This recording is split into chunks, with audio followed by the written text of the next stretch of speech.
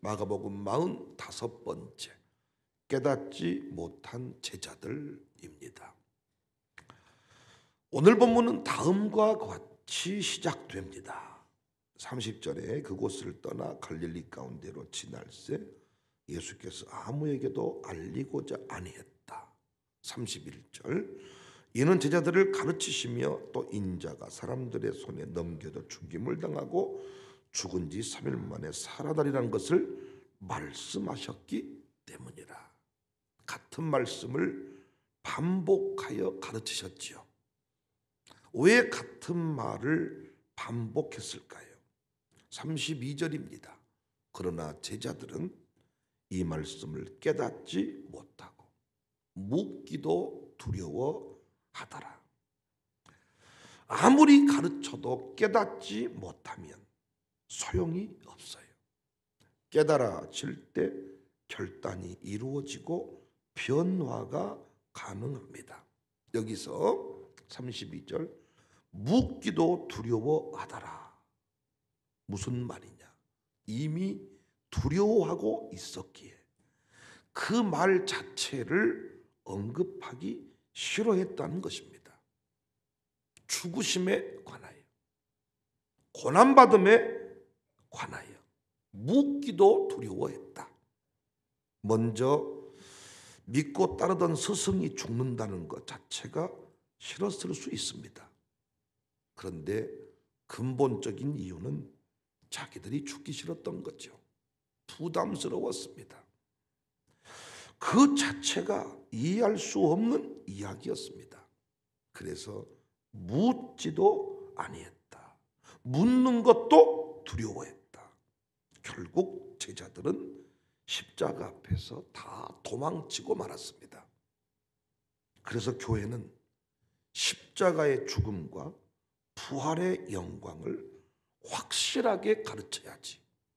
그렇지 않으면 결정적인 순간에 다 도망가 버려요. 지금 한국 교회는 이런 현실들을 생생하게 목도하고 있습니다.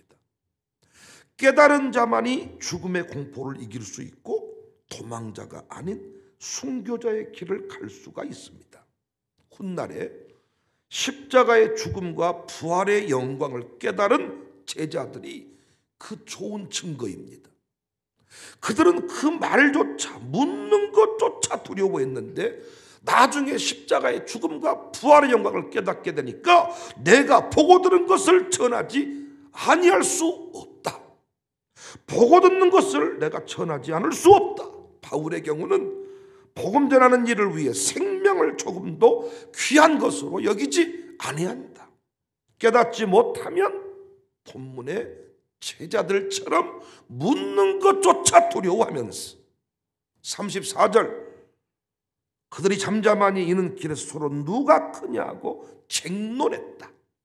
깨닫지 못한 제자들 죽음에 관하여 묻는 것조차 두려워했고 그러면서도 누가 크냐고 책론했다는 거예요.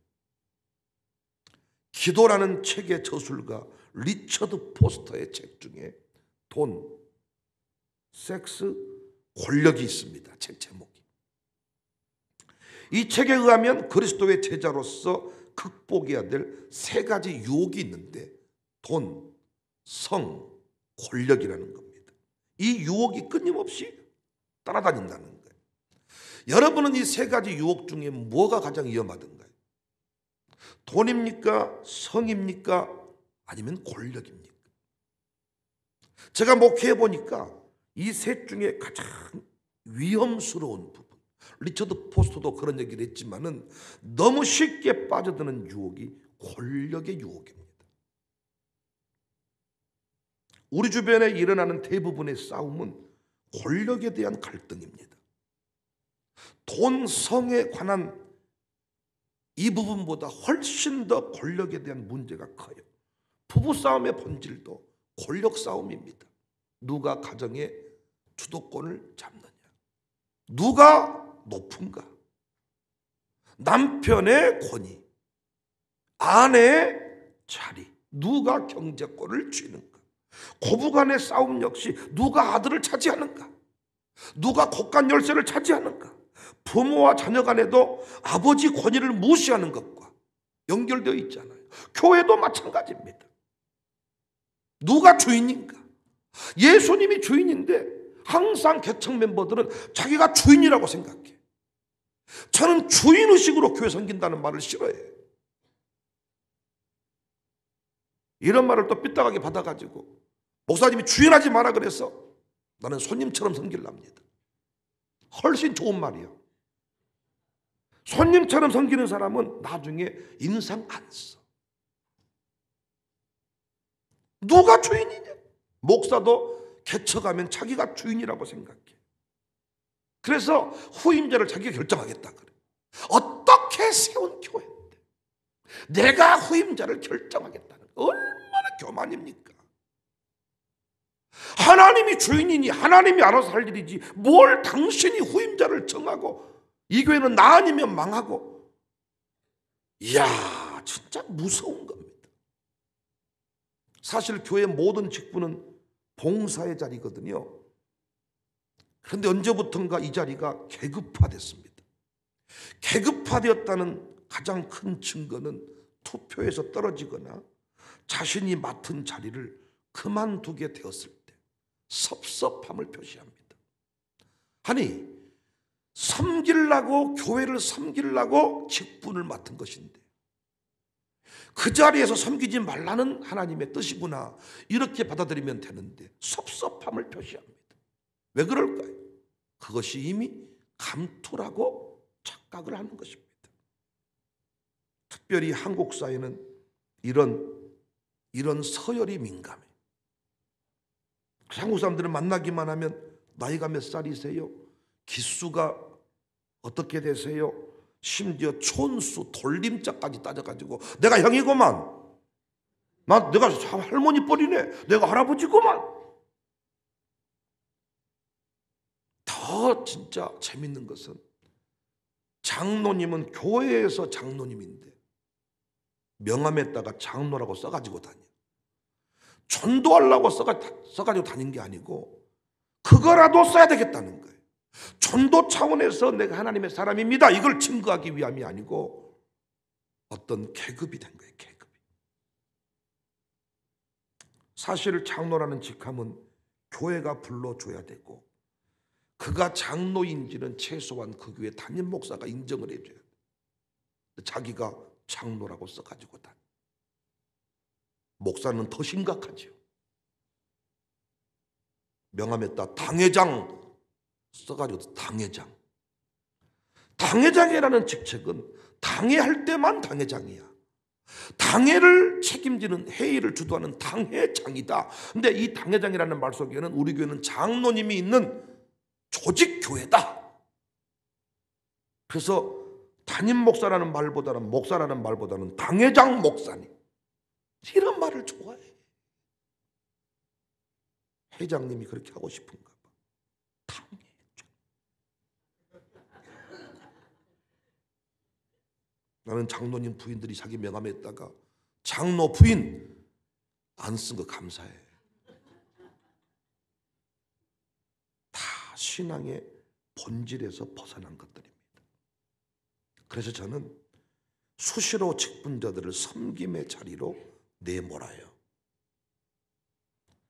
헌신할 수 있는가를 확인하는 겁니다. 또한 교회에서 어떤 모임을 가질 때에도 교회가 모든 예산을 다 투자하지 않아요. 밥 한 끼라도 섬길 사람을 찾습니다. 섬김의 자리를 항상 남겨놓습니다. 저희 교회 교구사역장들은 한 달에 한 번 전체 양육사들을 다 애찬으로 섬겨요. 예전에는 자기 집에서 제가 이걸 하라 그랬어요. 그래서 교구사역장 좀 하려면 집도 큰 집 달라고 기도해라. 맏형이다, 맏형. 얻어먹지만 마라. 이제는 숫자가 많아져서 교회에서 합니다마는 은근히 직분자들이 교회가 자신들을 섬겨주기를 원해. 섬김만 받으면 안 됩니다. 그래서 저 역시 모든 모임에서 꼭 큰 것을 섬기려고 노력을 합니다. 어느 순간 다 목사에게 뭔가를 살려고 하지만은 제가 의도를 가지고 비전 트립을 갈 때라도, 비전 트립을 떠날 때라도 어떻게든 힘든 영혼들 작은 봉투라도 하나씩 섬기려고 애를 쓰지 않으면 자칫 권력자가 되어서 얻어먹는 거지 되어버립니다. 썩어버립니다. 섬기는 여러분은 복 받겠지만 저는 이 교회 목회하는 동안 상급이 하나도 없습니다. 어떻게든 심지 아니하면 상급이 없다. 양육사들도 동일한 고백을 하더라고요. 자꾸 가정교회가 악순환이 반복되는 집이 있어요. 회비를 내는 것도 어렵다는 것입니다. 어떤 가정교회는 자꾸 돈이 남아 돌아간다는 것입니다. 어떤 가정교회인가 봤더니 양육사가 항상 재물 되겠다는 마음을 가지고 섬겨버린다는 거예요. 가장 큰 놈을 섬겨버리니까 성도들도 섬기고 총무도 섬겨서 나중에는 회비가 남게 된다. 요즘 우리 교회 권사님들의 헌신을 갑자기 요구하는 상황입니다. 권사님들이 갑자기 애찬을 섬기고 열심히 봉사하는 이런 상황들이 많아졌어요. 제발 요령 피우지 마세요. 권사라는 직책 얼마나 여러분 사모하셨습니까? 제가 피택 권사님들이 요즘에 직접 체크합니다. 정한 시간에 오는가? 늦은마각에 와서 손가락 하나만 얹고 가는가? 권사라는 직책을 얼마나 사모했습니까? 왜 사모하셨어요? 왜? 사모했던 이유가 뭐예요? 명함에 써넣기 위해서? 우리 교회가 지금 별로 안 커서 그렇지만은 몇만 명 되는 교회 그러면요, 권사의 총회장 이름에 분명히 쓸 때 명함했다. 쓰는 이유가 뭡니까? 어떤 사람은요, 자녀 결혼할 때 엄마가 권사인 것과 집사인 것은 이 혼수빨이 결혼 서로 주고받는 게 다르다는 거예요. 그래서 권사하려고 그러셨어요? 아니면 저랑 늘 놀러 다니니까 권사하고 싶으셨어요? 그게 아니지 않습니까? 주방에 들어가고 싶은데 권사회에서 주도해라. 못 들어간 분이 많아. 근데 어떤 분은 그 자리를 맡았음에도 불구하고 자꾸 빠져나가는 분들이 계세요. 십자가의 영광과 십자가의 부활, 이 부활의 이 죽음에 관해서 못 깨달으니까 어떻게 넘어가려고 하는 건데, 이 심는 것에, 죽음에, 이 미랄된 것에 가치를 아는 사람은 기회라고 여기는 거예요. 기회도 항상 지나놓고 나면요, 심을 때가 있고 헌신할 때가 있더라고. 때가. 우리 김옥종 권사님 같은 분들 제가 성주절로 가자 그랬더니 걸음을 못 걸은다는 거예요. 우리 교회 올 때 얼마나 팔팔했습니까? 세월이 그렇게 가버렸구나. 자꾸 목사하고는 문제가 없는데 자꾸 어떤 그 부서에서 보이지 않는 곳에 섬기는 모습들이 자꾸 불편해질 때가 있습니다. 어제도 주방 봉사할 때 어떤 분이 간식을 섬겼다고. 간식. 저는 직장을 다 그만둬라는 얘기가 아닙니다. 최소한 직장 생활을 하고 있으면 미안한 마음이라도 가지고 나름대로 헌신할 어떤 위치를 찾아야 될 텐데 그냥 그렇게 훌쩍 넘어가 버려요. 예수님 분명히 말씀했어요. 35절에 누구든지 첫째가 되고자 하면, 여러분 다 첫째 하고 싶잖아요. 무사람의 끝이 되며 무사람을 섬기는 자가 되어야 하리라. 첫째와 끝째를 강조해. 첫째, 끝째. 얼마나 여러분 이게 중요한지 몰라요. 이름 쓸 때도 권사님들 이름 먼저 바꾸면요, 권사님 내가 먼저입니다. 착각하신가 본데 내가 먼저 등록했습니다. 이야, 첫째, 끝째. 이름 먼저 쓴다고 첫째입니까? 예수님이 정확하게 첫째가 되고 싶거든. 무사람을 섬기는 자가 되라. 무사람의 끝이 되라. 37절에 내 이름으로 어린아이를 영접하며 살라. 완전히 다른 삶을 요구하잖아요. 우리 교회도 분위기가 완전히 바뀌었습니다.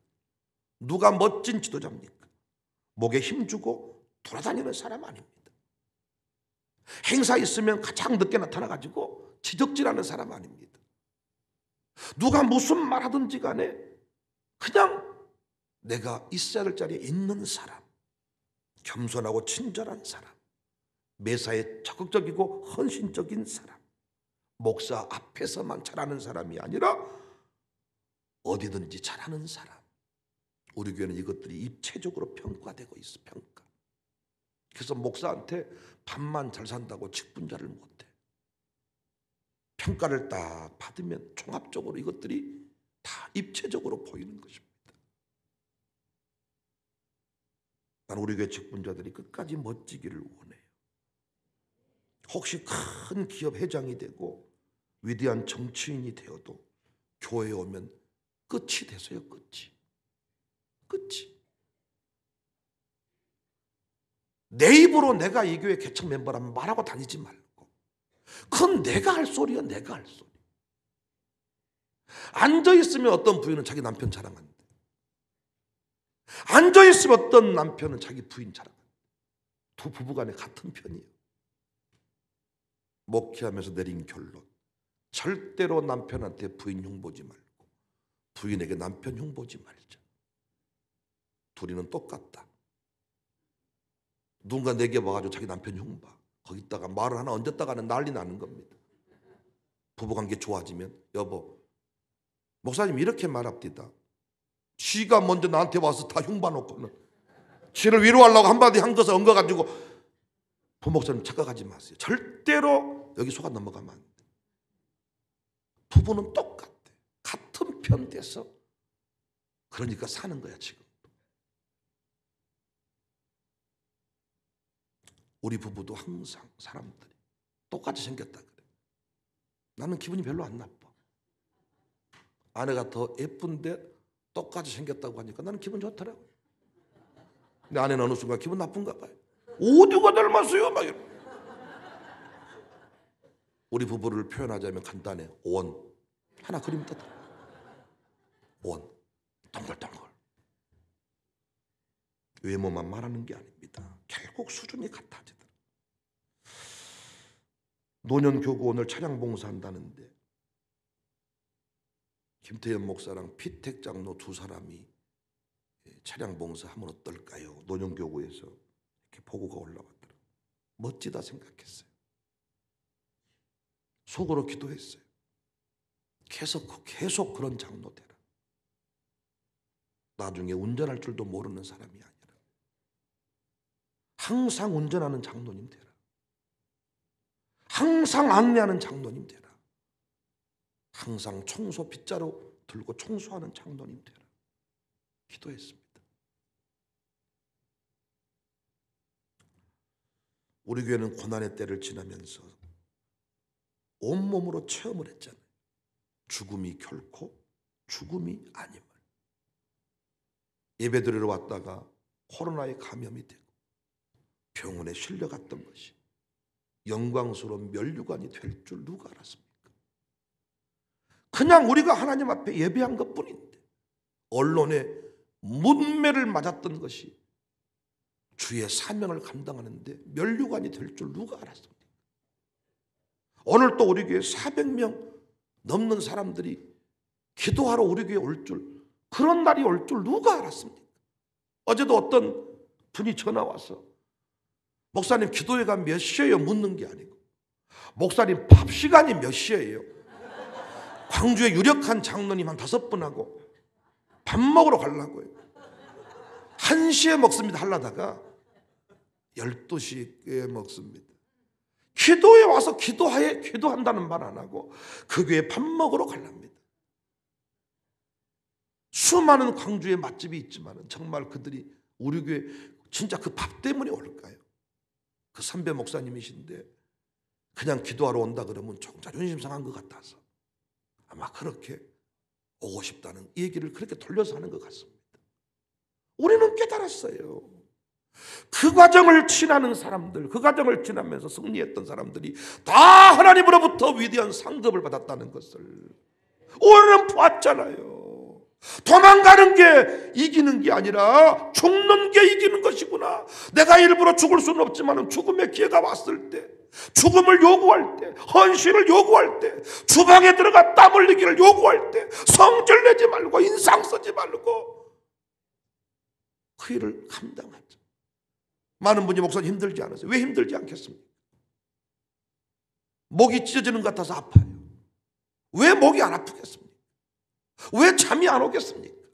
그렇지만 생각해 보면 하나님이 필요한 때 심기를 원하시는 거예요. 심기를. 그래서 열심을 다해 스케줄표에 스케줄만 없으면 열심을 다해 섬기고 깨닫지 못한 제자들 지금도 많습니다. 누가 크냐? 여기에는 관심이 있지만 간단해 버려요. 첫째가 끝째 돼서 섬겨버리면 그 사람 첫째 돼버립니다. 가정께서도요, 캠프 갔을 때 사랑 준이 많이 하지 말고 섬겨버리면 그 사람이 사랑을 독차지해버려요. 그렇지 않습니까? 섬겨버리면. 이거 안 해놓고 누가 크냐? 이름 빼면 난리 납니다. 난리 나. 이번 주는 우리 교회가 넘치는 복을 받는 주간. 오늘은 나그네를 섬기는 날. 나그네. 우리 교회 등록교인이 아니잖아요. 나그네들. 주의 종, 주의 일에 힘쓰는 자들이 기도할 곳이 없어서, 은혜 받을 곳이 없어서 은혜 받으러 오니까 우리가 그들한 따뜻한 미소만 지어도 죽을 사람이 살아난다면 얼마나 큰 상급이 있겠습니까? 주일은 어린이 같은 영혼을 섬기는 날. 어린이 같은 영혼, 소자 한 사람, 어린이 한 사람을 섬겨라, 영접해라. 그러면 큰 사람이 되리라. 멋지게, 감사하게, 행복하게 사명을 완수합시다. 교사들 샬롬 교사하려면, 인상 쓰려면 하지 마세요. 맡겨진 아이들을 사람들한테 비방하려면 교사하지 마세요. 그 학생이 있기 때문에 당신이 빛이 나는 것이지. 뭘 학생의 부족한 점을 사람들한테 얘기하고 다니세요? 교사의 자격 없지요. 아닙니까? 그 학생이 있기 때문에 당신이 그 자리에 서 있는 것이지. 성질 내려면 하지 마세요. 권사님들도 성질 내려면 주방에 안 들어가셔도 돼요. 진짜 성질 내려면. 불평하면서 일하는 사람 때문에 수많은 사람이 시험 들고 주방에 일하다가 실족해. 목사가 없는 곳에서 일어나는 일들이 여러분의 진짜 모습이에요. 기쁨으로 감사. 오늘 또 교구사역장님들 안내 멋지게 하세요. 직장 때문에, 회사 때문에 못 나온 분 어쩔 수 없어. 나올 수 있는 분 나와서 안내해 주시고, 깨닫지 못한 제자들처럼 누가 큰지 쟁론이나 하고 반복해서 가르쳐도 그 말조차, 묻는 것조차, 그 말을 꺼내는 것조차 두려워했던 벌벌 떠는 인생 아니라 기쁨으로 감사함으로 주신 사명 완수하는 우리 모두가 됩시다.